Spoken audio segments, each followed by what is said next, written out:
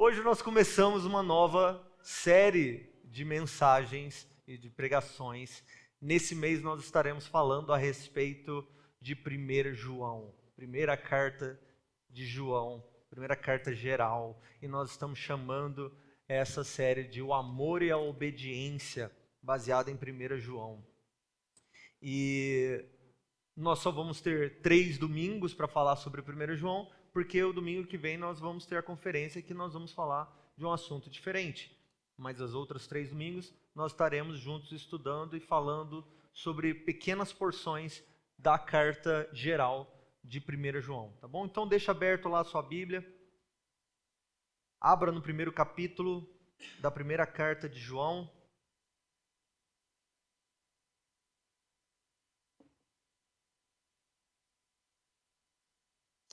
Primeiro João, capítulo 1, a partir do versículo 5. Vamos ler até o capítulo 2, versículo 5. E a mensagem que dele ouvimos e vos anunciamos é essa: Deus é luz, e nele não há trevas alguma. Se dissermos que temos comunhão com ele e andarmos nas trevas, mentimos e não praticamos a verdade. Mas se andarmos na luz, assim como ele está na luz, temos comunhão uns com os outros. E o sangue de Jesus, seu Filho, nos purifica de todo pecado. Se dissermos que não temos pecado algum, enganamos a nós mesmos. A verdade não está em nós. Se confessarmos os nossos pecados, ele é fiel e justo para nos perdoar os pecados e nos purificar de toda injustiça.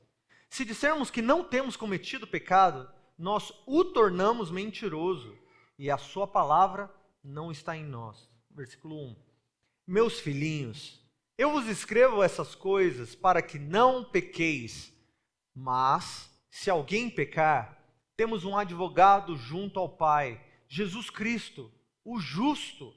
Ele é a propiciação pelos nossos pecados, e não somente pelos nossos, mas também pelos pecados de todo mundo. E sabemos que o conhecemos se guardarmos os seus mandamentos. Aquele que diz, eu o conheço, e não guarda os seus mandamentos, este é mentiroso, e a verdade não está nele. Mas todo o que guarda a sua palavra, neste o amor de Deus tem de fato se aperfeiçoado. E assim sabemos que nós estamos nele. Quem afirma estar nele, também deve andar como ele andou. Amém. Feche seus olhos. Pai Santo, nosso Senhor, pedimos a Ti que nesse mês o Senhor nos instrua na Sua palavra, enquanto estudamos essa carta, pedindo que o Senhor brilhe a Tua luz em nossa mente e em nosso coração. Brilhe a Tua luz no meio da nossa comunidade. Em qualquer área das nossas vidas onde há escuridão, onde há trevas, nós pedimos, brilhe a Tua luz.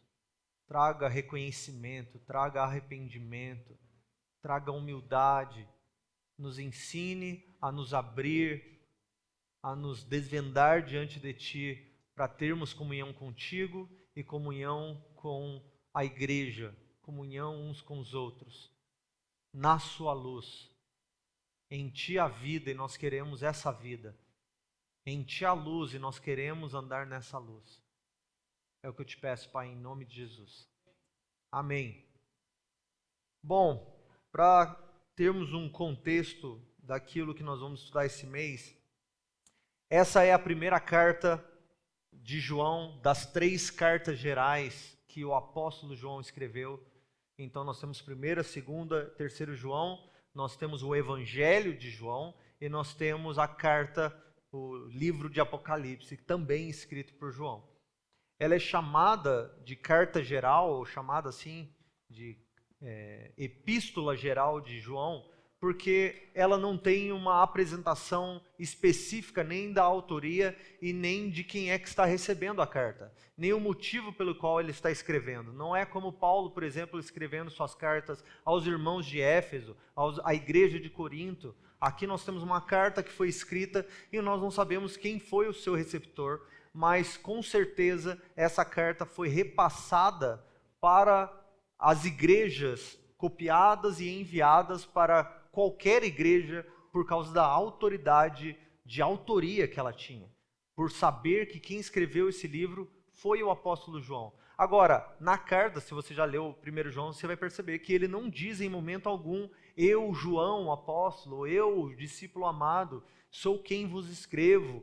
Então, nós não temos a autoria apresentada dentro da carta, mas historicamente, o testemunho da igreja primitiva a respeito dessa carta, ela é tão forte e clara de que foi João, o apóstolo, que escreveu essa carta, que foram pouquíssimos os teólogos ao longo da história que vieram brigar para dizer que essa carta não é de João. Alguns vão encher as paciências dizendo que essas palavras são diferentes das palavras que João escreveu no Evangelho ou Apocalipse, mas a igreja primitiva, os pais da igreja, foram muito claros e enfáticos em dizer: ei, não duvide de quem escreveu essa carta foi o apóstolo João já no final da sua vida. Então ela provavelmente foi escrita lá na década de 90 do primeiro século, onde João já era velhinho, provavelmente em Éfeso, onde ele passou o finalzinho da sua vida, e ele está escrevendo aqui não como um tiozão, como eu estaria hoje escrevendo, mas como um avô, uma figura paterna para a igreja da época, sabendo que ele era o último dos apóstolos que caminharam com Jesus durante sua vida, morte e ressurreição. Ele foi o último aqui testemunho ocular nessa época que havia caminhado e visto Jesus fazer seus milagres, pregar seus sermões, e ele cuidava da igreja, que agora como um tipo de testemunho remanescente. Então o que ele tinha para dizer era ouvido com carinho, com atenção. O que é que vovô João tem a dizer? O que é que o paizão, aqui no sentido, não, nem vou citar isso não, mas João como um senhor de autoridade máxima na igreja. Ninguém, nem Paulo estava vivo mais nessa época. Ele era o último aqui. O que ele tem a dizer? É tão lindo pensar nisso e no poder dessa autoridade de João, que você pode pensar em como João escreve uma carta sem precisar dizer que é ele escrevendo. A intimidade que ele tinha com a igreja. Ele não precisava dizer, olha, como Paulo algumas vezes dizendo, olha, eu digo isso por causa da minha autoridade, eu fui levantado por Jesus, tá? Ouçam, porque eu digo isso na autoridade, na categoria de apóstolo. João está tipo assim, eu estou escrevendo isso aqui, e eu sei que vocês vão me ouvir, filhinhos. Porque vocês são meus filhinhos, deixa eu dar uma voadora no seu peito com carinho. E talvez ele, enquanto escrever, dava um sorrisinho. Eles vão ter que me ouvir. Eu vou jogar tudo na cara, tudo que precisa mudar, tudo que precisa acontecer, eu vou falar com carinho. Mas eles vão ler como chulapada na orelha. Eles vão ler como um tapa na cara do vovô. Do vovô que falou o que sabia. Do vovô que falava a verdade. Do vovô que estava falando com ele na categoria de, ei, se lembrem, eu sou o apóstolo amado por Jesus. Eu sou o discípulo a quem Jesus amava. Então eu tenho autoridade para falar de amor. Eu tenho autoridade para falar de Jesus. E eu tenho autoridade para falar de obediência, já que todos vocês sabem do meu testemunho que eu estou há mais de 70 anos caminhando em obediência a Jesus Cristo. Então, esses temas, esses 3 principais temas que nós vamos ver durante essa carta de João, nós não estamos ouvindo de um jovenzinho, de um adolescente que está começando a sua jornada e já está gravando um curso sobre como finalizar bem a sua jornada cristã. Como terminar a corrida bem. Quem que está dizendo? O cara que se converteu há 3 anos atrás. Fazendo curso e vendendo curso de autoridade, da obediência e do amor de Jesus Cristo. Nós estamos falando sobre um homem que tem um testemunho claro, tem um testemunho vivo, tem um testemunho abundante no meio das igrejas. Ele sofreu o dano de ser amado e de amar Jesus Cristo. Então, quando ele nos chama a amar, ele está fazendo isso a partir de um ponto de experiência aprovada. Quando ele nos chama a obedecer, ele está falando de alguém que obedeceu e sofreu porque obedeceu. Quando ele nos chama a olhar para Jesus, olhar para Deus com esperança, com temor, ele está falando sobre alguém que está ali até nesse momento, carregando as marcas do Evangelho, na expectativa de um corpo glorificado, da manifestação de Jesus Cristo. Ele é o testemunho vivo, em carne, daquilo que ele está nos chamando a viver. Essa mensagem que eu vou fazer hoje, eu queria dividir ela em 3 partes, porque eu acho maravilhosa a maneira que essa porção do texto que eu escolhi, como ela vai falar sobre essa autoridade de um paizão, de um pai apostólico, dizendo para o povo a respeito, a primeira coisa que ele vai falar é a respeito da revelação de Jesus Cristo. E aí ele vai falar também a respeito da revelação da nossa condição humana diante da revelação de Jesus Cristo. Mas ele não nos deixa sem esperança, e ele vai falar também a respeito da revelação da graça e do caminho proposto para nós. Então nós vamos ver a nossa condição em comparação da revelação de Deus e de Jesus Cristo, mas não como alguém que é para ficar ferido, chorando, sem esperança. Ele vai mostrar que nós estamos precisando da graça de Deus e de que nós não somos tudo aquilo que nós pensamos que somos. Mas ele não vai sair andando e mudar de assunto. Ele vai nos propor um caminho para caminharmos em santidade. Então, essa primeira parte, enquanto João ensina, ele é duro no seu ensino, mas é como se ele estivesse oferecendo um ensino duro com cobertura de chocolate de um vovô. Sabe, aquele vovô que te chama, aquele tiozinho que te chama e te demonstra com amor como fazer algo, ou alguém que com zelo, te denuncia algo que você está fazendo errado, mas você consegue chorar na humildade com que você está sendo confrontado.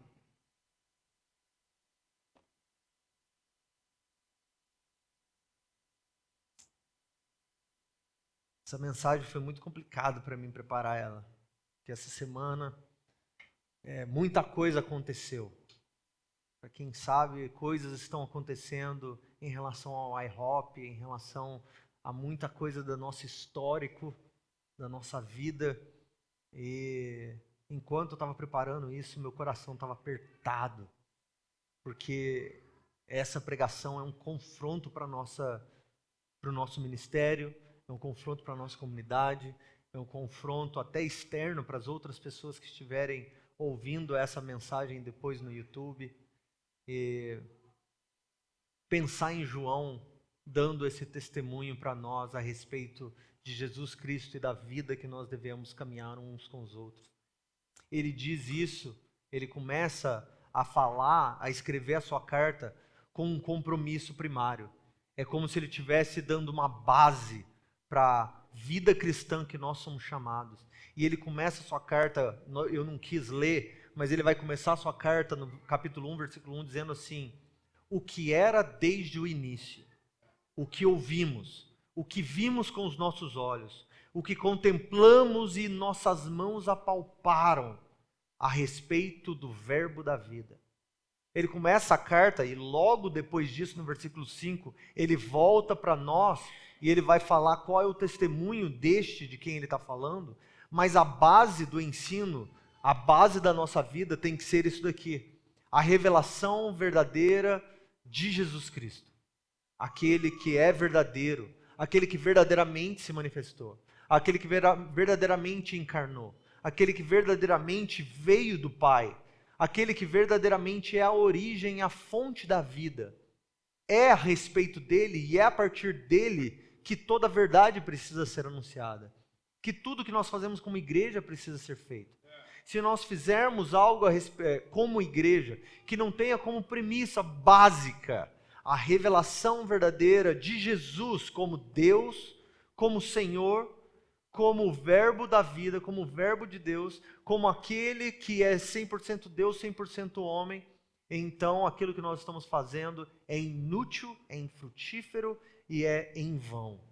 Então João começa a sua carta dizendo assim: aquilo que eu vou dizer para vocês como igreja, a maneira que eu vou confrontar vocês com a verdade, vem de saber, de vocês entenderem que eu vi o que eu vi.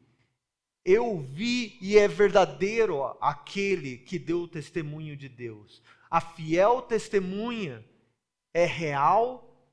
Jesus não é espírito que pairou no nosso meio. Ele veio em carne e nossas mãos apalparam a sua matéria. Eu ouvi a sua voz e não foi apenas uma crise ou um surto coletivo. Nós ouvimos a sua voz falando. Nós vimos os seus pés pisando no caminho na nossa frente. Nós comemos com ele. O mesmo pão que eu comi, ele comeu. Ele verdadeiramente é aquilo e quem ele diz que ele é. Então, o que vem depois disso tem como base o fato de Jesus ter encarnado, vivido, morrido, subido ao céu e nos deixado como testemunha de que ele é quem ele diz que ele é. E aí, no versículo depois, no versículo 5, é o que ele está querendo dizer agora. Ele vai dizer assim: este que é Jesus, esse que verdadeiramente é o Filho de Deus, é quem nos dá um testemunho.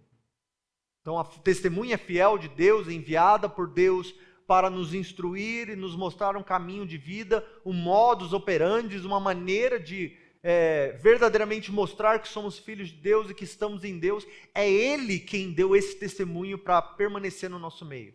E qual é o testemunho dele?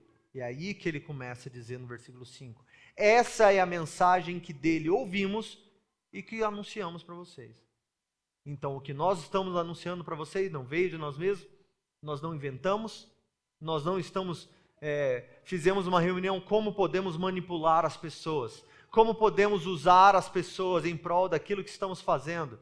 Ele está dizendo: aquilo que nós passamos para vocês foi dito pela nossa boca, porque os nossos ouvidos ouviram da boca de Jesus Cristo, que é a fiel testemunha. Então este é o testemunho de Jesus Cristo. Qual é o testemunho? Deus é luz e nele não há trevas. Jesus, que é o verbo de Deus, nos deu o testemunho de que Deus é luz, nele não há trevas. Se nós, como igreja, prestarmos atenção nisso, e caminharmos nisso, e pensarmos nisso durante o nosso dia fora da igreja, as coisas seriam muito diferentes. E é isso que João está falando para nós. Ele está dizendo assim: Deus é luz, nele não há trevas. Então, você anda na luz ou você anda em trevas? A sua vida é um mistério, a sua vida é um segredo, a sua vida é manipulada para que as pessoas pensem que você é algo e você não é?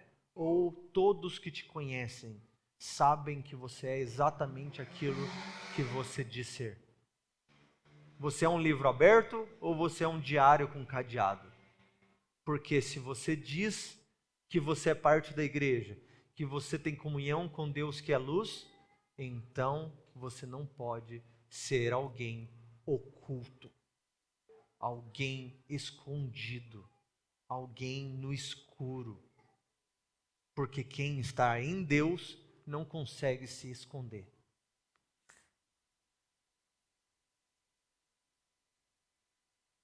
Deus ajuda-nos.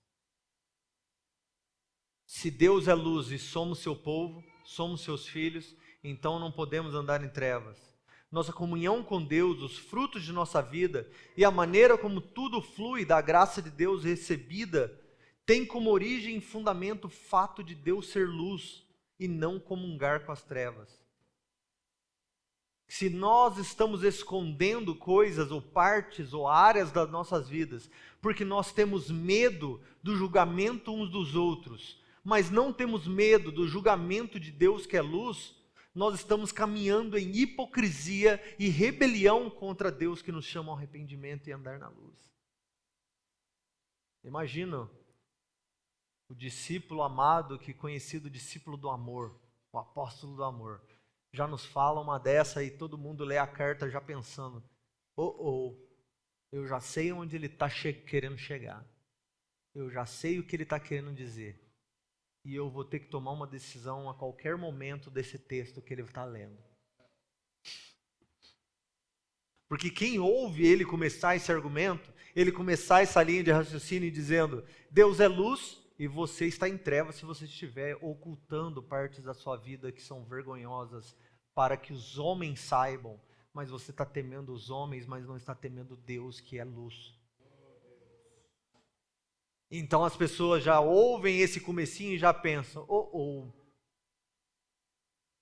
há áreas na minha vida que eu vou precisar trazer para a luz, ou eu vou ter que aceitar que eu não tenho comunhão com Deus. Spoiler, né? A gente já sabe a argumentação, a gente já sabe para onde ele está tentando caminhar. Agora, para os hereges do tempo de João, especialmente os gnósticos, os que acreditavam ser os verdadeiros iluminados, eles acreditavam que eles caminhavam em luz e eles tinham a revelação verdadeira de tudo. João está aqui durante o texto dele, lutando contra essa heresia, justamente apontando que isso é mentira. Porque como podem caminhar em luz verdadeira, em revelação verdadeira, sendo que eles não conseguem nem mesmo enxergar que estão caminhando em pecado? Como pode você dizer que você está caminhando em revelação verdadeira, em luz verdadeira, iluminados por uma revelação além do normal, acima da revelação dos outros, se você olha para si, você não consegue nem mesmo considerar as coisas escuras nas quais você está caminhando? Porque não é a respeito daquilo que você acredita saber, mas com quem você está comungando, né? Tendo comunhão. Porque você pode saber de um monte de coisa, mas saber de um monte de coisas em trevas. Ou você pode saber pouco, mas ser totalmente visto por todos em luz. E para João, o que ele está tentando construir é que a nossa comunhão com Deus, a nossa vida cristã, a nossa vida comum da igreja, não tem a ver com aquilo que nós sabemos ou ouvimos, mas tem a ver com a maneira com que nós vivemos e nos manifestamos na luz. É a ideia de olharmos para nós mesmos com uma visão diferente da que Jesus olha para nós. Geralmente uma humildade falsa olha para si com um olhar um pouco mais apurado, maior do que aquilo que Jesus diz a nosso respeito. Nós começamos a olhar com uma produção de santificação, santidade, espiritualidade, sem olharmos para a escuridão com que nós caminhamos em mentira, em olhos impuros, em linguajar impuro, em desobediência aos mandamentos de Jesus.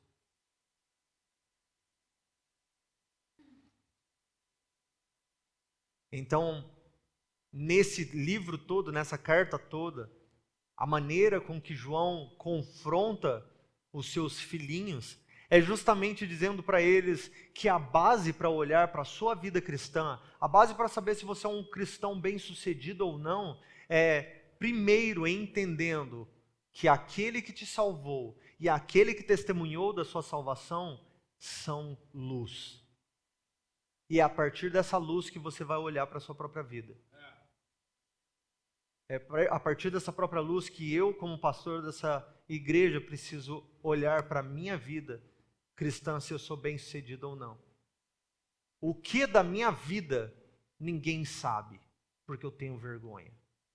O que da minha vida que Deus sabe, mas Ele não tem comunhão com aquilo que Ele vê em mim, mas eu faço com que todos acreditem que eu estou em comunhão com Deus. Porque vocês não sabem as coisas ocultas da minha vida. É uma boa maneira, talvez, de olhar a nossa vida, os frutos da nossa vida cristã. Se nós produzimos bons frutos ou não. Pela quantidade de coisas ocultas nas nossas vidas. Pela quantidade de coisas que nós temos maior apreço pela opinião humana do que a opinião de Deus. Nós queremos andar na luz dos homens, não na luz de Deus. Nós queremos ter comunhão com os homens, não com Deus. Nós queremos ter os likes dos homens, os follows dos homens e não de Deus. Porque basta que os homens nos aceitem como homens de Deus, sem considerarmos se verdadeiramente estamos tendo ou não comunhão com Deus, nas bases que João está nos dando. Nós aceitamos ser colocados em plataformas como: uau, olha como esse cara é incrível, olha os seus dons, olha a sua pregação, olha a sua cura, olha como ele profetiza, olha como ele cura os enfermos, olha a multidão que segue ele. Isso basta para nós. Enquanto nós estamos pregando nas grandes conferências, enquanto nós estamos pregando e postando coisas incríveis ou sendo conhecidos como bons cristãos, por outro lado, na nossa vida sozinha, na nossa vida quando nós trancamos a porta aí, onde a comunhão com a luz ou com as trevas verdadeiramente é vista, a gente não considera o fato de que Deus não tem comunhão com trevas. E nós entramos no nosso quarto quando os homens não estão vendo e nós não temos comunhão com ninguém, já que Deus não tem comunhão com trevas. Ali nós não somos vistos como bons cristãos. Ali nós não somos vistos como boa igreja. Ali nós não somos vistos como bons pregadores ou pessoas com dons. Porque ali a luz brilha através das nossas hipocrisias, através das nossas defesas, através das nossas desculpas. E é ali que o pau quebra. Ali que o verdadeiro cristão é manifesto. E por isso que João continua e ele vai trazer agora a revelação da nossa condição. Ele faz em quatro versículos nessa porção que nós lemos, é como se ele estivesse discutindo com a igreja a respeito de Deus ser luz. Então Deus é luz e ele não anda com trevas, ponto final. E aí alguém vai dizer, levantar a mão lá no fundo e dizer no versículo 6, ele vai dizer: ufa, ainda bem, eu tenho comunhão com ele, estou de boa. Aí outro vai dizer assim: ainda bem, eu não tenho pecado nenhum. Aí outro vai dizer assim: ufa, ainda bem que eu não tenho cometido nenhum pecado. Aí o outro vai dizer assim: ainda bem que eu conheço os mandamentos de Deus e eu estou de boa. Então ele vai argumentar o seguinte, versículo 6. Se dissermos que temos comunhão com ele e andamos nas trevas, mentimos. Não praticamos a verdade. Versículo 8. Se dissermos que não temos pecado algum, enganamos a nós mesmos. A verdade não está em nós. Então, no primeiro versículo ele já chamou a gente de mentiroso. No segundo versículo ele chamou a gente de mentiroso com outras palavras. Primeiro ele diz: vocês não praticam a mentira. Segundo, a verdade não está em nós. Aí no terceiro ele diz, versículo 10. Se dissermos que não temos cometido pecado, não somente nós somos mentirosos, mas nós estamos fazendo dele mentiroso. Porque ele é a luz e ele testemunha da verdade. Se nós dissemos que não temos cometido pecado, nós o tornamos mentirosos e sua palavra não está em nós. Versículo 4 do capítulo 2. Aquele que diz, eu o conheço e não guardo os seus mandamentos, é mentiroso, ponto final. A verdade não está nele. Então, de certa forma, o que João, o paizão está dizendo aqui: filhinhos, meus queridos, Deus é luz e ele não tem comunhão com as trevas. E por isso a primeira coisa que nós precisamos reconhecer e confessar é que todos nós temos pecado. Não é o contrário que ele está tentando argumentar. Ele não está tentando argumentar: Deus é luz e por isso, estamos livres de todo pecado, não temos problema. Ele está dizendo assim: não seja você o mentiroso que vai se levantar no meio da igreja e dizer assim: eu não preciso confessar nada, eu não tenho problema nenhum, eu tenho total comunhão com Deus. Porque se você disser isso, você não tem comunhão com a luz de Deus. Porque a luz de Deus confronta até mesmo os pensamentos, as vontades e não somente as atitudes. A luz de Deus é aquela que te faz temer o caminhar, a luz de Deus até mesmo em sonhos que você não tem controle. Você acorda de sonhos ruins e você confessa e pede perdão para Deus por coisa que você nem tem controle. Eu não pedi isso, eu não desejei isso, mas eu sonhei. Deus me perdoe por esse sonho. A luz de Deus causa temor na gente em coisas que até são acidentais. Então João está dizendo assim, a primeira coisa que nós como igreja precisamos reconhecer é que todos nós aqui carecemos da graça de Deus. Todos nós aqui precisamos da luz de Deus brilhando nos nossos corações.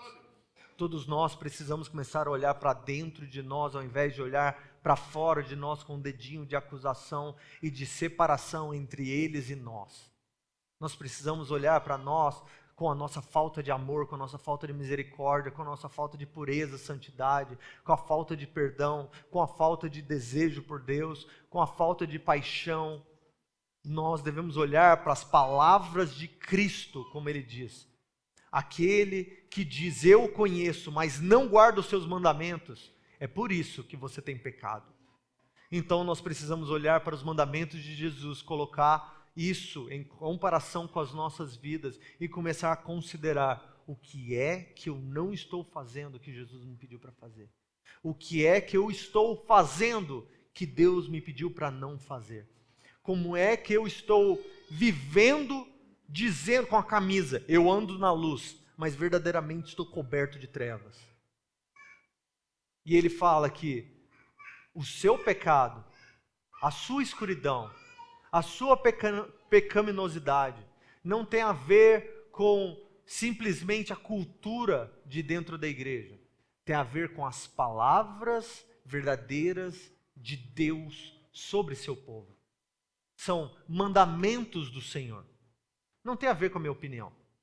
Não tem apenas doutrinas humanas. Não tem a ver com o horário do culto. Não tem a ver com a placa da igreja. Não tem a ver com denominação. Tem a ver com o que é que Deus diz.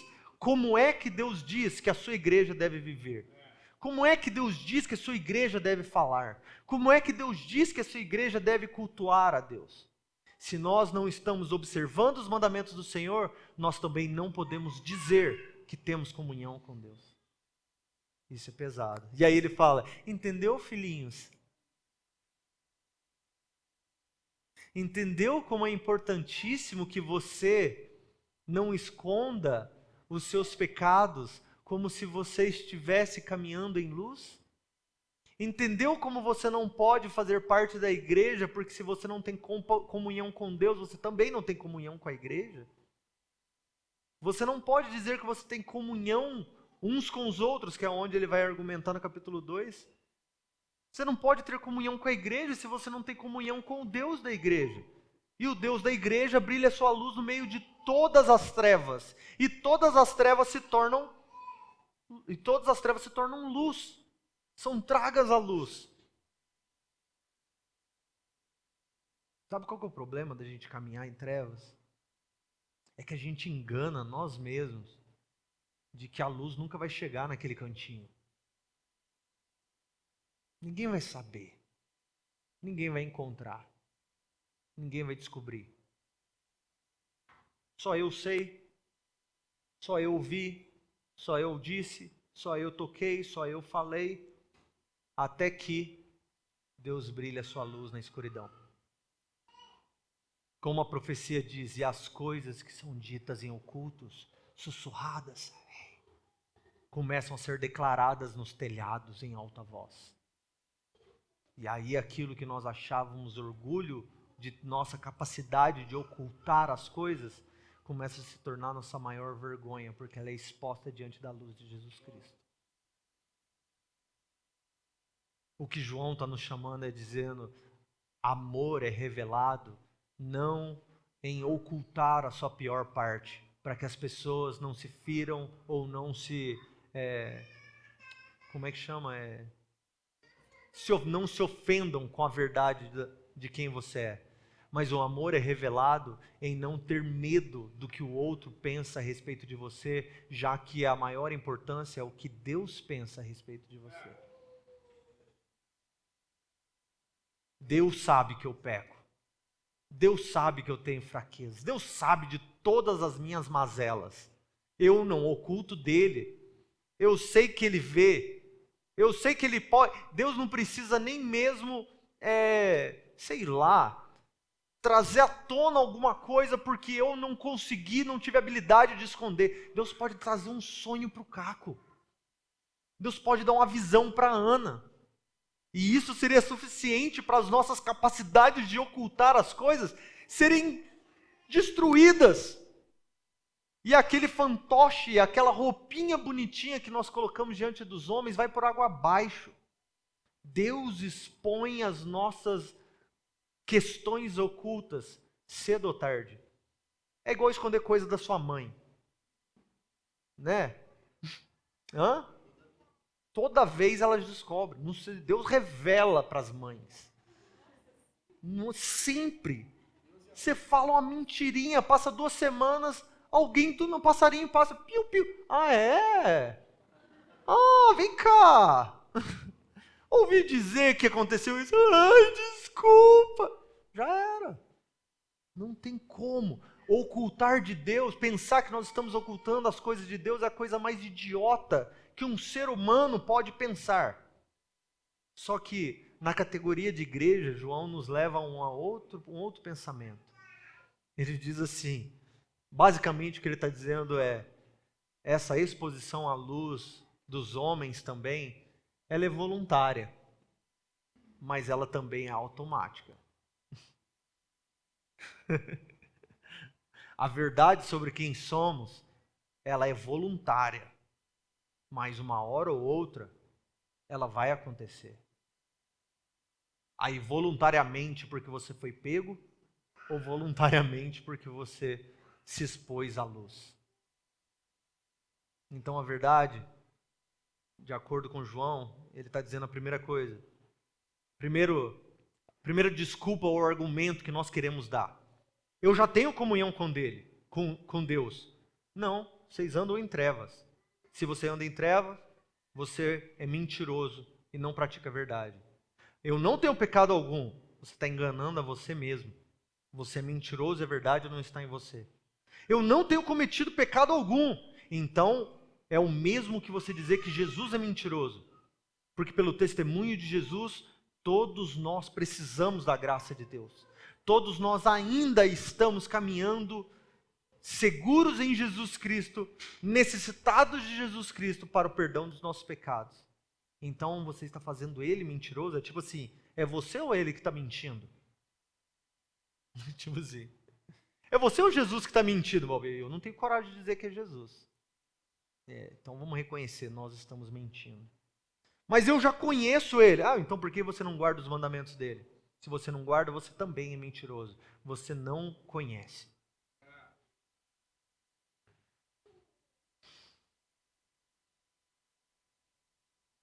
Filhinhos. É legal pensar e considerar a maneira que Jesus expõe a nossa condição, como ele faz no Sermão do Monte em Mateus 5. Primeira coisa que ele faz antes de expor a nossa realidade é dizer assim: ei, você já percebeu o quão pecador você é? Sim, Deus! Então você é feliz. Bem-aventurados os pobres de espírito. Bem-aventurados os que choram. Já percebeu quão pecador você é e necessitado da graça de Deus? Eu não tenho pecado algum. Infeliz. A minha luz vai brilhar. Os segredos vão ser declarados. Eu trarei a recompensa dos vivos e dos mortos a respeito de tudo que eles fizeram, até mesmo as suas palavras em segredo. Mas eu sei, Senhor, eu sou pecador, eu tenho pecados, até mesmo as minhas intenções estão distorcidas. Bem-aventurado é você que reconhece o quão necessitado você é. Bem-aventurado é você quando chora, quando você ouve e você descobre a realidade do seu coração. Bem-aventurado é você quando você pensa, Deus é luz e isso que eu estou pensando é trevas, eu preciso me livrar dessas trevas para ter comunhão com a luz. Deus é luz e isso que eu estou fazendo é errado, eu preciso trazer a luz, porque se eu ocultar isso, eu não conheço, eu não caminho com Ele, sua vida não está em mim, sua verdade não está em mim, e eu não posso ter comunhão com a igreja, porque o Deus da igreja é luz e Ele é santo. Bem-aventurado é você, bem-aventurados sois vós, quando reconhecerem quão pobres vocês são, quão miseráveis vocês são, quão necessitados da graça de Deus vocês são. Isso não significa que nós, por sermos necessitados da graça de Deus, por reconhecermos que somos pobres de espírito, não significa que nós vamos caminhar e viver em pecado, porque nós sempre vamos precisar de perdão, porque nós sempre vamos precisar da graça de Deus. Significa exatamente o contrário. O amor de Deus, a graça de Deus é a capacitação para nos livrarmos do pecado, para sairmos da lama, para vivermos em luz. Se eu perguntar quem aqui quer andar na luz, todos nós queremos andar na luz. Mas e a consideração de que nem caminhar na luz nós podemos se nós não pedirmos graça, se nós não entendermos que nós precisamos da graça de Deus para andarmos na luz. Porque na verdade a capacidade que nós temos verdadeira de ocultar coisas, é caminhar em trevas, isso a gente consegue, a gente é bom em ocultar, em mentir, em fingir, em manipular, em tudo. Mas agora, ser sinceros, contar toda a verdade, expor questões do nosso coração de idolatria, de mentira, de ódio, que João vai tratar já já. Você diz que ama Deus.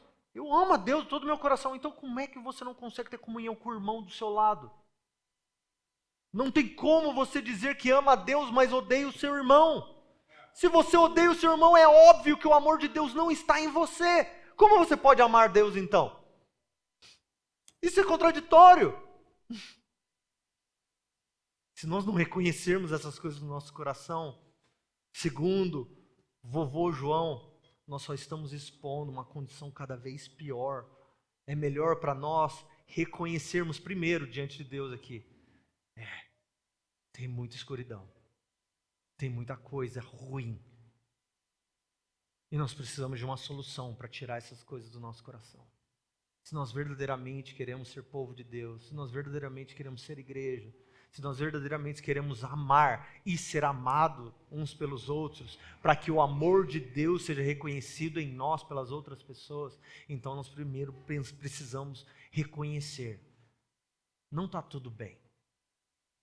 Nós não somos tão santarrões assim. Nós não somos tão legais como as pessoas acham que nós somos. Nós não somos tão purinhos como as pessoas acham que nós somos. Reconhecer isso primeiro. Agora que nós sabemos que Deus é puro, que Deus é luz, e nele não há trevas, ele não comunga com as trevas, nós temos uma decisão a fazer. Para onde nós vamos? É nesse momento que a gente devia gritar igual as pessoas ouvindo a pregação de Pedro lá em Atos. Por favor, nos diga agora, depois que nós ouvimos tudo isso, o que havemos de fazer para sermos salvos?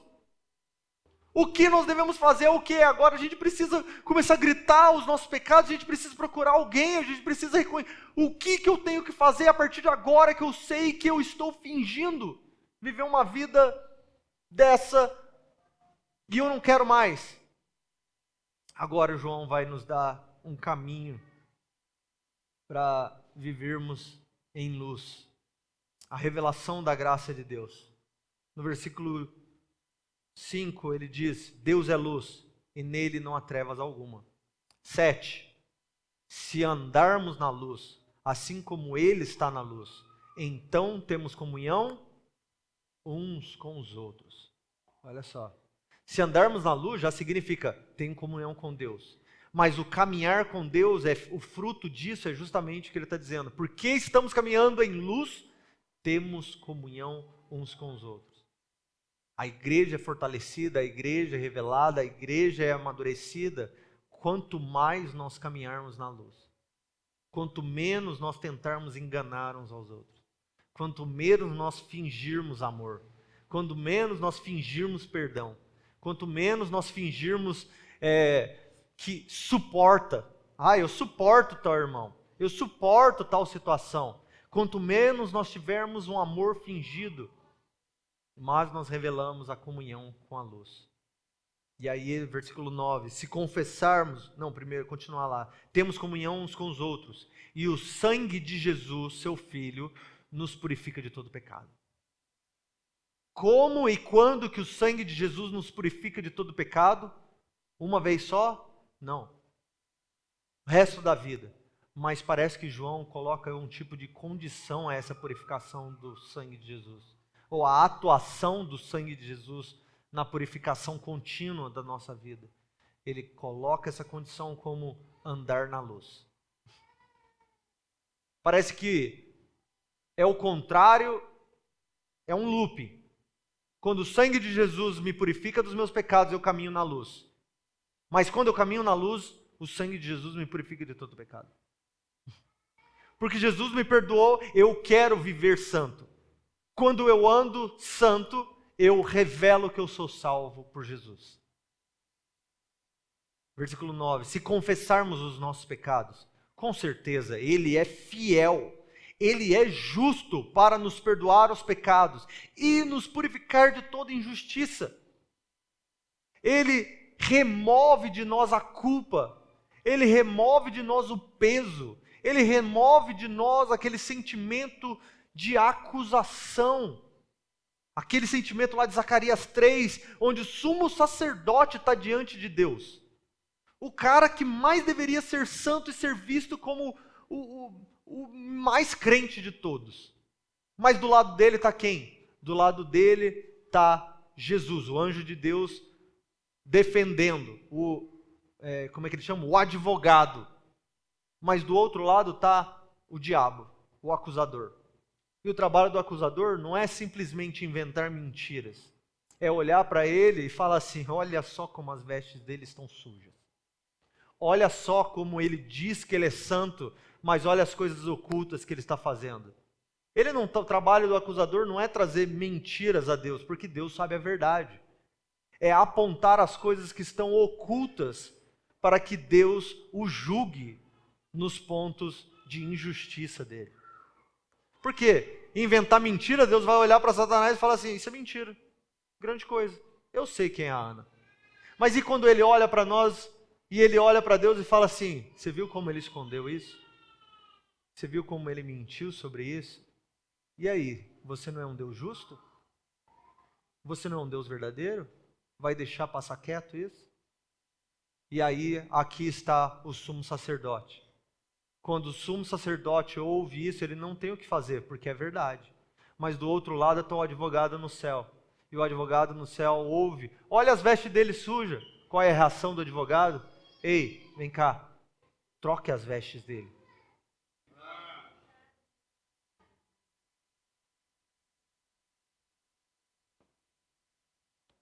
Purifica ele. Coloca um turbante novo na cabeça dele. Dê autoridade para ele. Humilha o acusador diante do perdão e da misericórdia. Humilha o acusador mostrando que ele não está fugindo das consequências, mas coloca na minha conta. Coloca um anel no dedo dele. Mostra aquilo que está na luz também.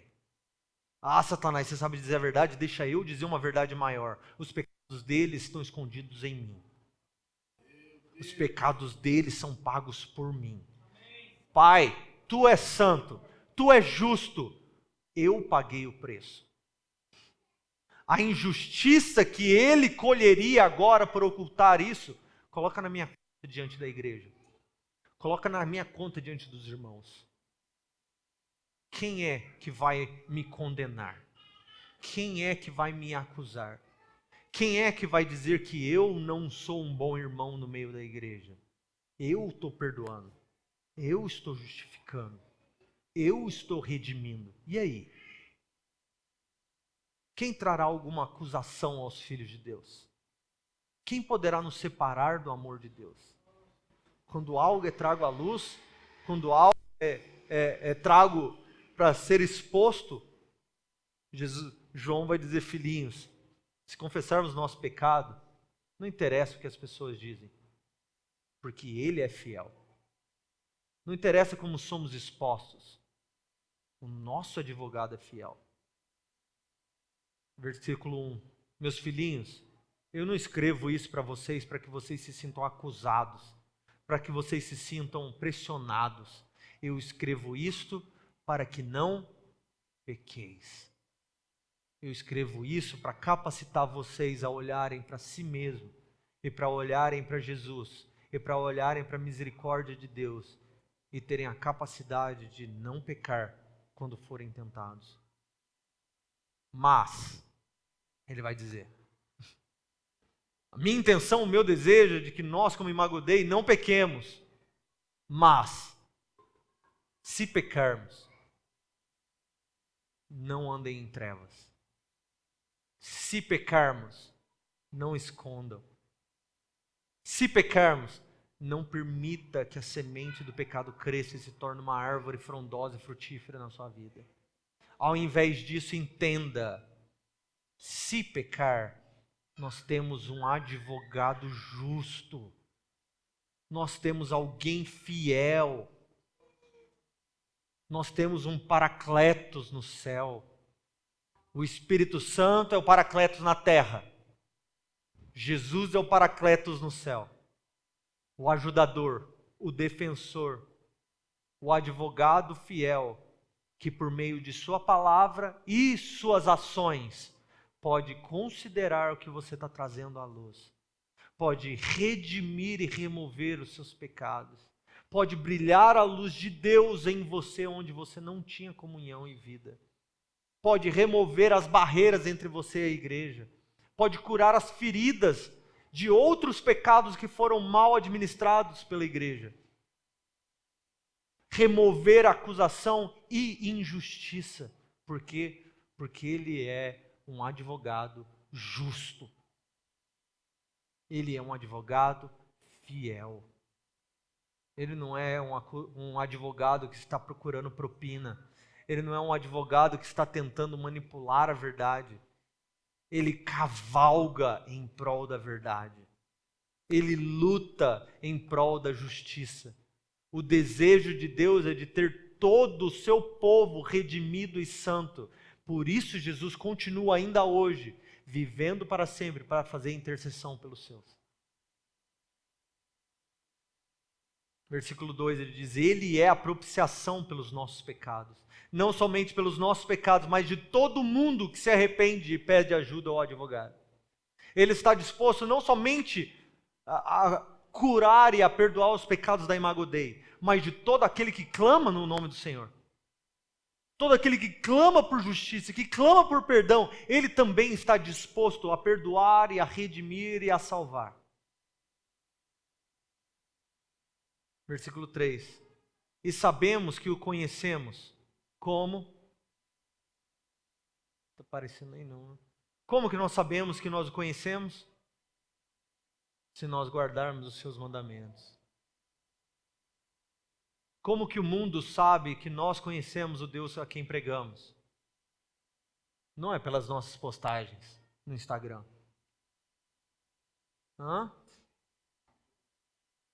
Não é sobre nós andarmos vestidos de crente. Não é você ter uma camisa Jesus te ama. Não é ter o adesivo da Imago Dei no seu carro. Mesmo que isso vai ser legal. Mas não é assim que eles vão saber que nós verdadeiramente conhecemos quem nós estamos pregando. Deus vai dizer que, por meio de João, que ele vai dizer, as pessoas reconhecem, o mundo reconhece, a igreja reconhece que nós conhecemos o Deus que nós dizemos que temos comunhão, como? Quando nós obedecemos aos seus mandamentos. Não quando nós ensinamos sobre os mandamentos, não quando nós postamos sobre os mandamentos, não quando nós falamos sobre os mandamentos, mas quando nós obedecemos às palavras de Deus. Por quê? Porque a vida se parece diferente quando nós obedecemos. como João. Imagina o prejuízo que João recebeu na sua vida por obedecer Jesus. Imagine o sofrimento que João teve por obedecer Jesus. Imagine quantas pedradas na rua João recebeu por obedecer Jesus.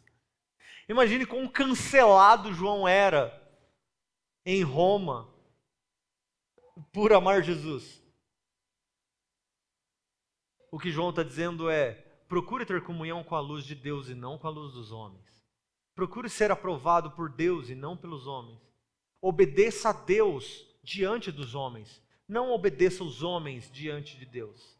Não faça as coisas invertidas, como se o que importasse fosse a qualidade das suas amizades, a qualidade dos seus relacionamentos. O que importa é a qualidade da sua comunhão com Deus, que é luz.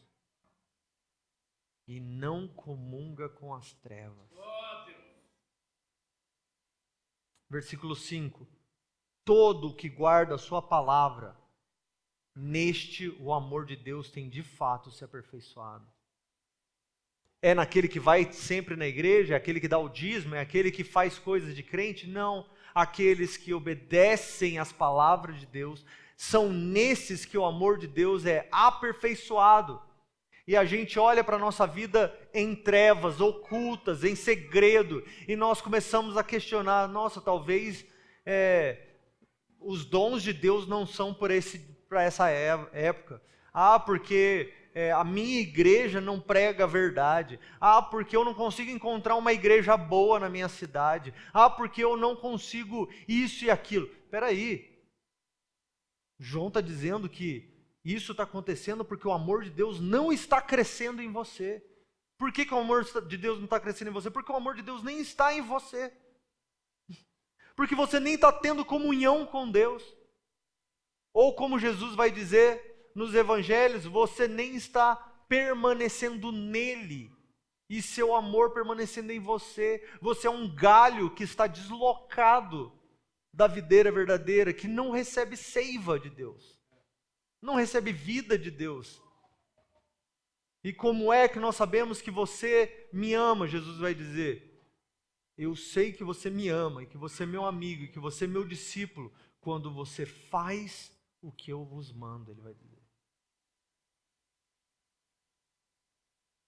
Então nós não somos conhecidos como crentes porque nós temos uma igreja da hora, temos um som bom, temos um pessoal legal.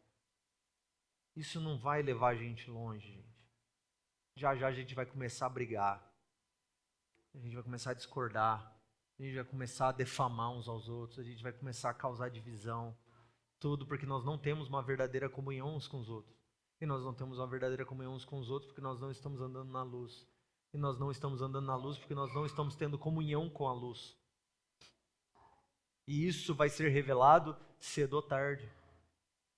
E aí, os escândalos vão começar. Os escândalos vão começar a aparecer. Os nossos pecados começam a ser tragos a públicos e nós começamos a envergonhar o nome de Jesus. Nós começamos a envergonhar o nome da igreja. Nós começamos a envergonhar a nossa família.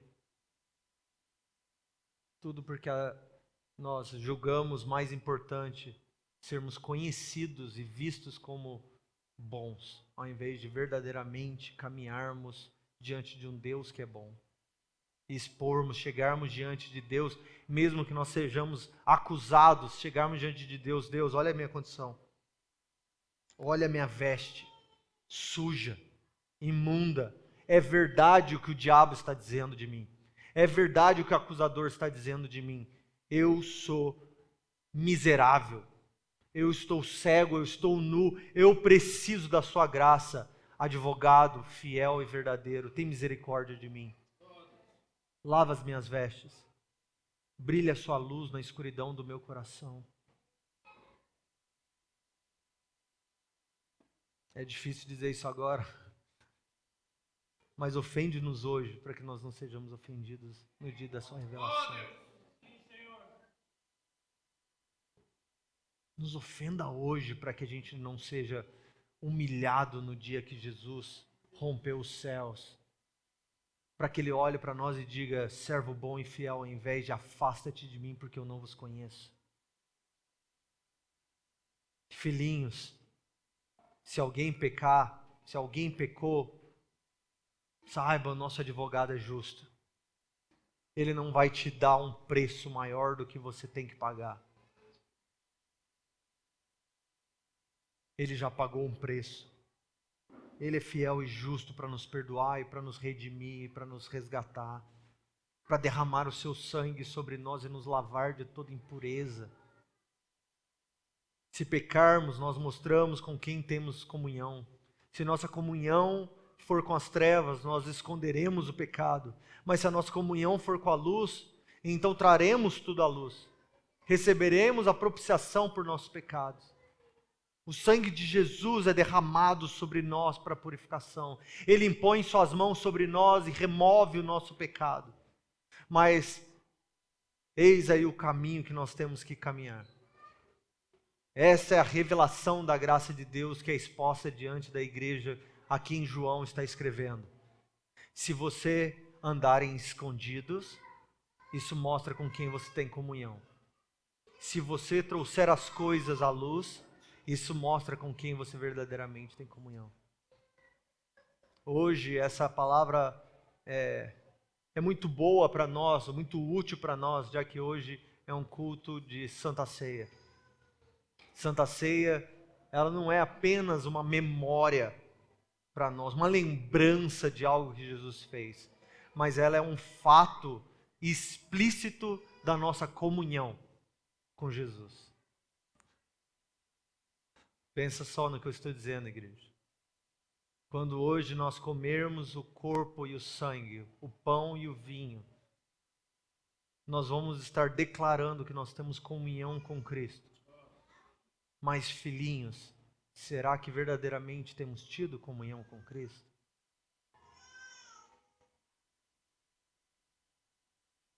Quando as pessoas nos virem falando de Jesus, será que Jesus nos vê em comunhão com Jesus?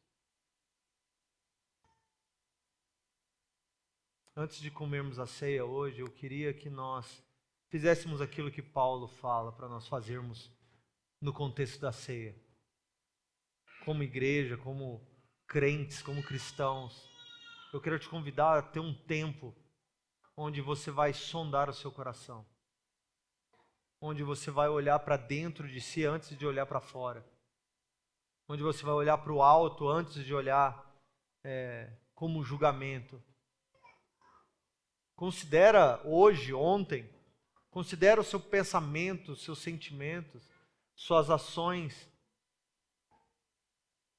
diante da luz de Cristo, diante da luz de Deus.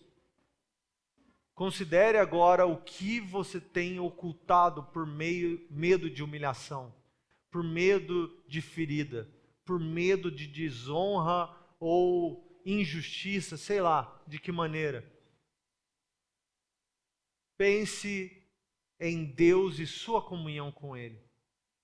O que tem sido um impedimento para que o amor de Deus cresça e amadureça em você? O que tem sido um impedimento para que os frutos do Espírito Santo cresçam na sua vida e no meio da igreja?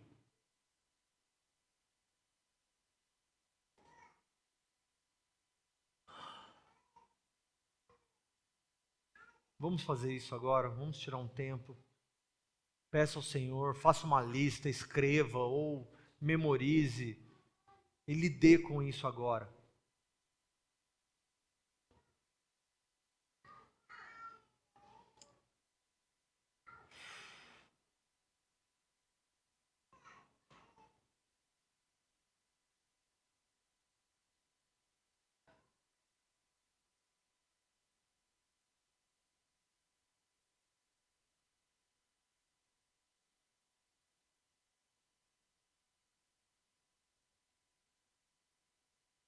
Se você quiser se ajoelhar, vir aqui à frente ou ficar de pé, faça isso.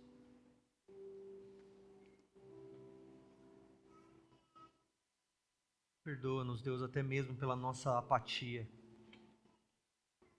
Perdoa-nos, Deus, até mesmo pelo orgulho de sermos vistos pelos homens como bons. nós temos mentido, Deus. Perdoa-nos, porque temos dito, temos caminhado como se não tivéssemos pecados. Temos caminhado como se não tivéssemos pensado, agido, desejado coisas fora do seu mandamento, fora da luz. Perdoa-nos, Deus.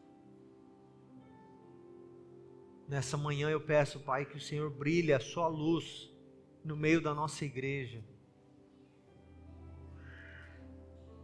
Eu peço, Deus, em nome de Jesus, que toda treva permitida por nós, toda escuridão utilizada por nós para esconder, para nos proteger, para nos separar daqueles que poderiam nos fazer mal por causa da verdade escondida. Perdoa-nos, Deus, porque nós temos feito isso. Perdoa-nos, Deus, porque nós temos distorcido a verdade em prol de nós mesmos. Perdoa-nos, Deus, porque nós temos manipulado a realidade para sermos vistos pelos homens, ao invés de sermos vistos por Ti.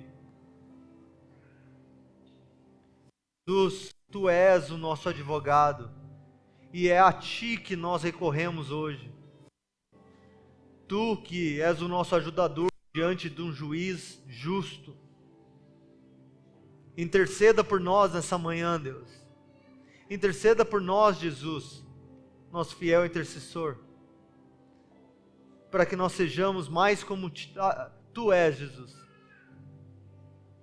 Para que nós venhamos caminhar como Tu caminhou. Queremos ser santos, queremos ser justos, queremos ser verdadeiros. Não para que os homens nos vejam, mas para que nós tenhamos comunhão com Deus.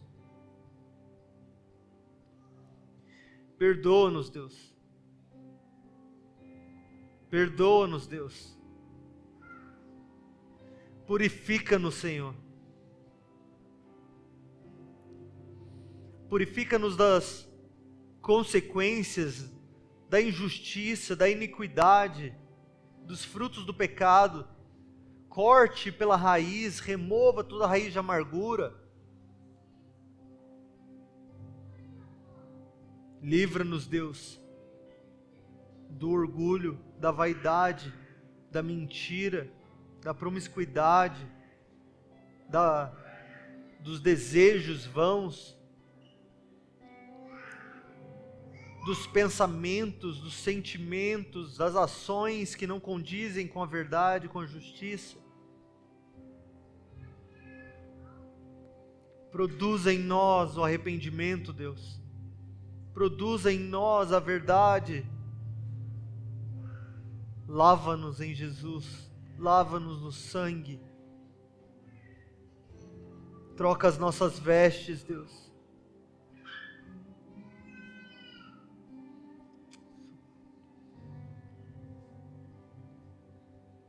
Lava as nossas vestes, Deus.